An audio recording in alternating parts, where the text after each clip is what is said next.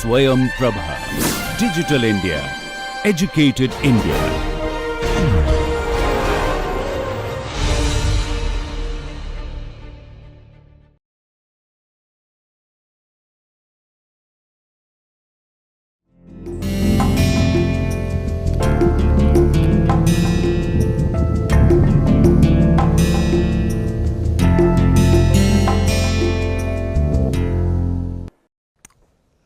Hello, welcome back to our session discussing brands in the context of B2B market with technology focus. This will be a short session where we will discuss some of the concluding points with respect to branding. We discussed the importance of branding in the B2B market, that how it is similar in concepts to the core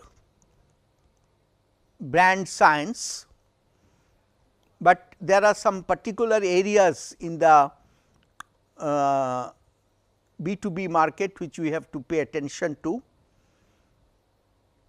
We discussed, for example, brand personality, often confused with the personality of celebrity endorser, can actually be an important aspect in B2B market if we think of personality in terms of ruggedness or stability or performance assurance and so on, and we can utilize those to build B2B brands, and ultimately those will be helpful for our overall commercial success. So, to conclude some of the other key issues in the branding area, one is this whole concept of brand equity. So, brand equity is customer brand equity is the brand value to customers. So, just like a equity value of in the share market, in the customer brand equity is the value of the brand in the customer's mind or to the customer. The value received by individual customers from a branded product service over and above the value received from an unbranded version of the same product or service. So, if you buy a handbag from a local company versus if you buy a handbag from Gucci or from VIP, then in the consumer market you are getting some value in terms of your own image building or your own social positioning. In the same way, if you buy automation from Siemens or ABB, if you buy an electrical equipment from Crompton Greaves or from Siemens, then in a way you are also projecting that you as an industrial buyer go for the best, and that you are able to establish because of the brand value that has been created by Siemens or ABB or by Rockwell Automation. In the same way, the firm brand equity is ultimately measured by the cash flow streams resulting from the brand ability to attract, retain and grow customers. So, you see this brand, in this sense what we are saying is that it creates value for the customers, that is the customer brand equity. It creates value for the organization, marketing organization, for the firm, because again in both cases, in some cases it has, in case of the firm brand equity, it is clearly measured by financial terms, by numbers. In case of customer brand equity, it is not necessarily by tangible numbers only, but it is also creating some kind of indirect impact on your financial result by some image building. So, this in the B2B domain, we have to therefore understand that we are looking for the firm brand equity, but we achieve that by focusing on the customer brand equity, because as we said in the beginning of last discussion that the brand exists, brand is created by the marketer for their own purpose, but the brand exists in the customer's mind and in the customer's operation. So, in the industrial marketing aspect, the brand has a pre-purchase connotation as well as a post-purchase brand equity. So, pre-purchase is the value the customer receives by virtue of information contained in brand names or other signifiers.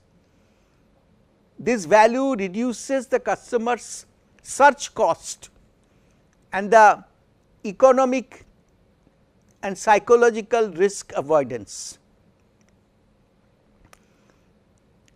Now, this is very important, as we will see when we discuss more about pricing, that this pre-purchase equity helps us in the industry domain to create non-price protective barrier against our price position,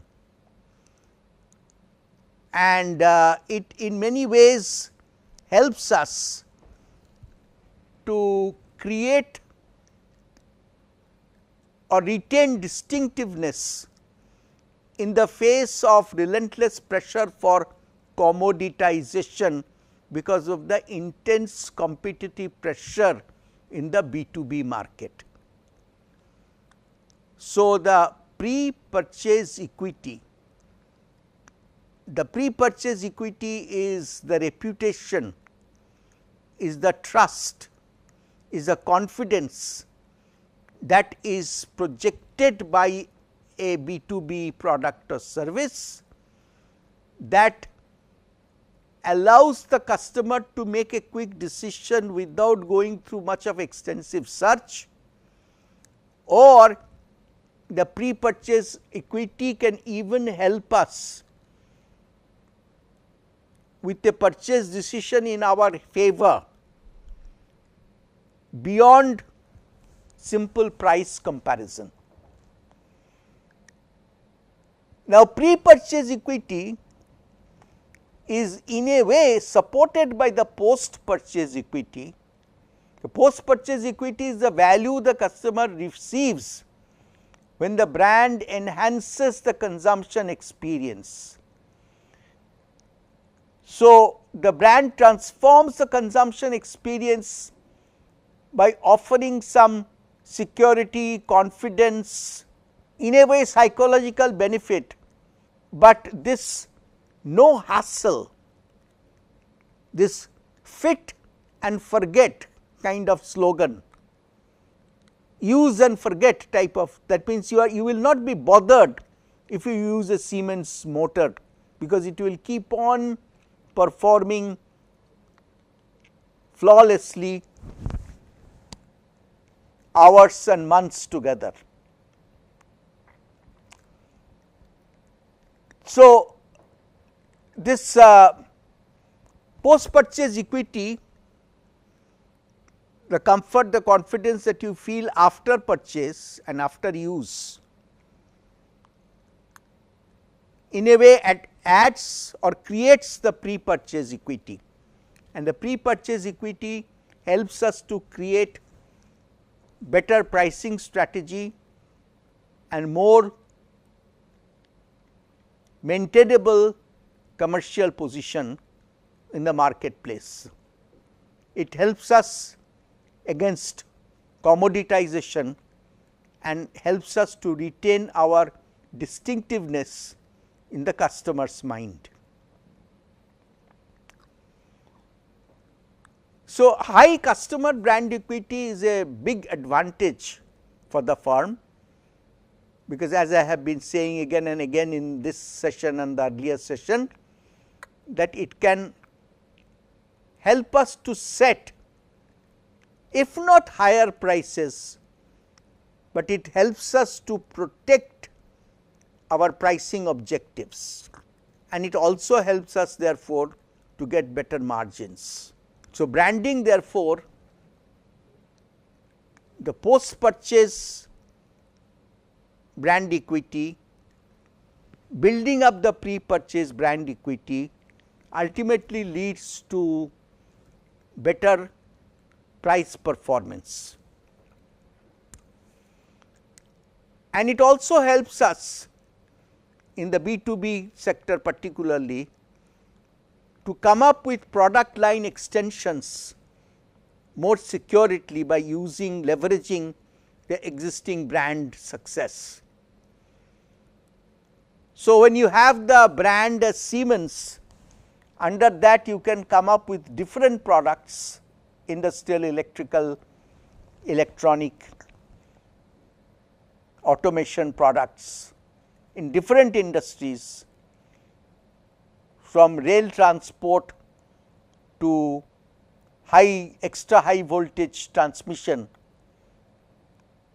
from switch gear to small micro components, because you have a strong customer brand equity.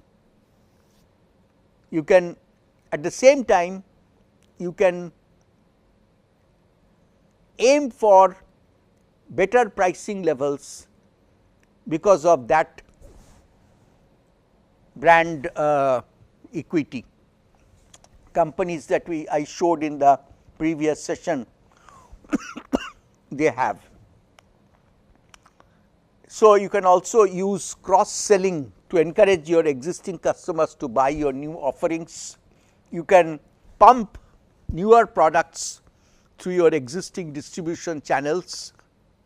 You can raise non-price barriers for your competitors, and you can create different kinds of new commercial relations through licensing if you have a strong brand.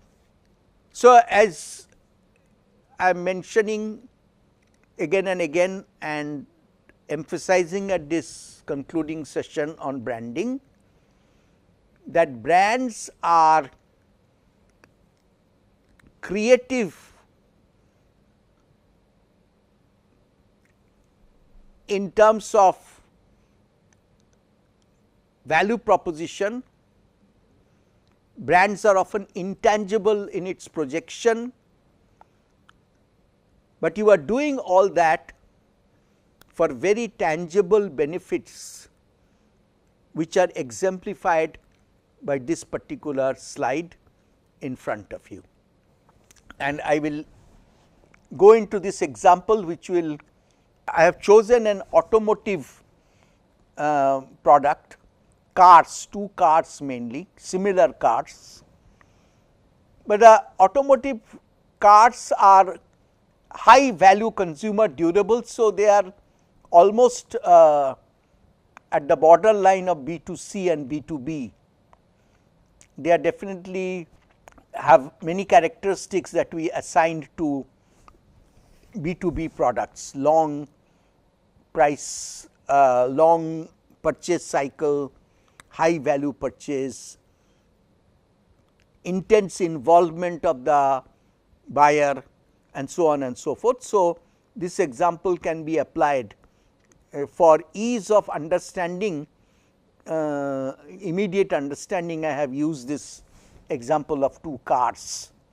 So, we are looking at the comparison between Toyota and GM in the American concept. This is borrowed from some American paper.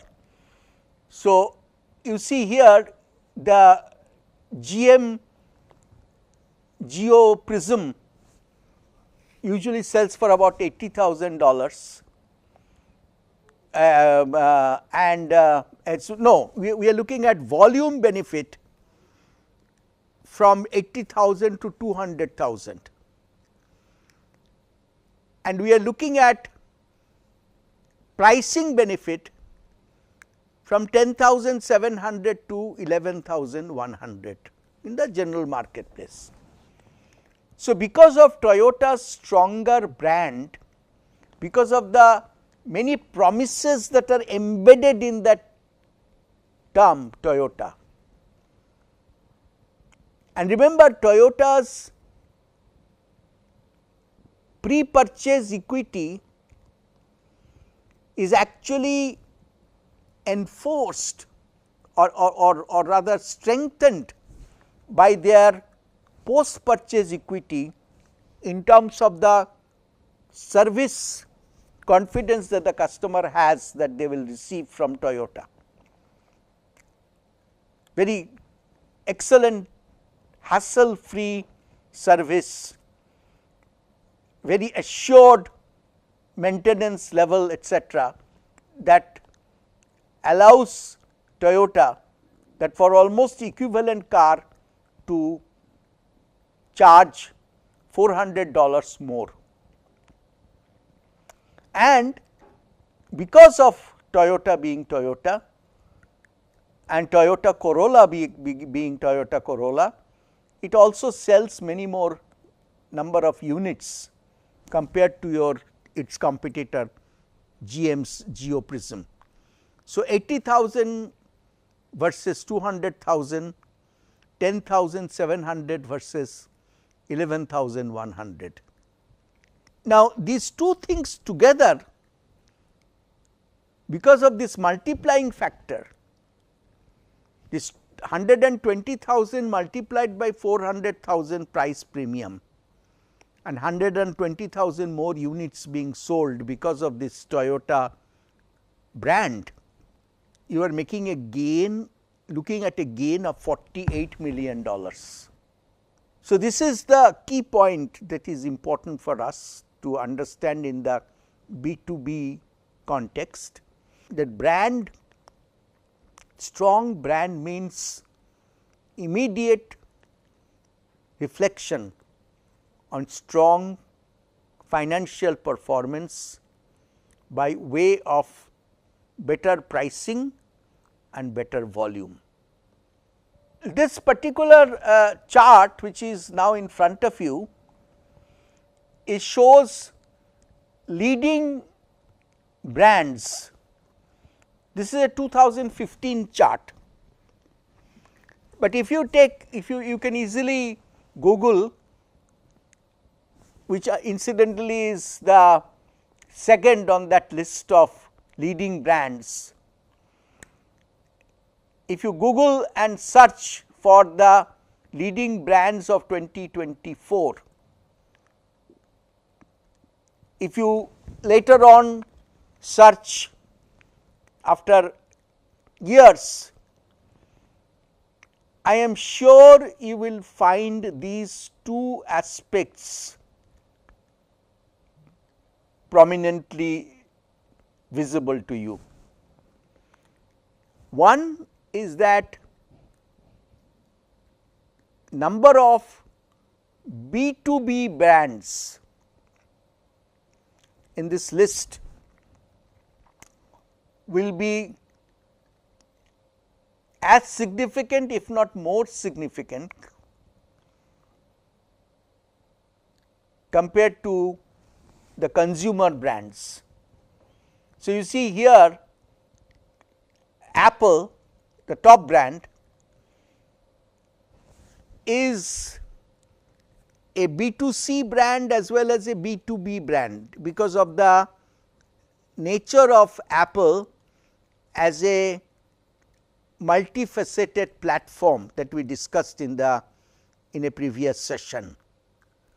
So, it is Apple is as important to sellers as it is to buyers, and maybe because of that reason it is also the top brand. Similarly, Google, it is a free service mostly to the consumer,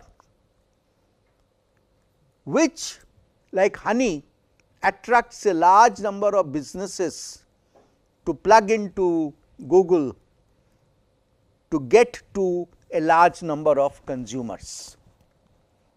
So, here these are examples that great brands are often merging of B2C and B2B brands, as will be say for example, Microsoft or will be Toyota or Samsung. Now, some of the brands' relative positioning would have changed 10 years later and will continue to change, but the overall pattern, many of these names will be there, if not in the top 15, but in the top 25. Interestingly, about 30-40 years back, there were major shakeouts, and many of the top brands like US Steel or General Motors or Ford, they were slipping out. And today if we take a top brand list, we will find them, some of them we will not find. But over the last 10-15 years, we are observing that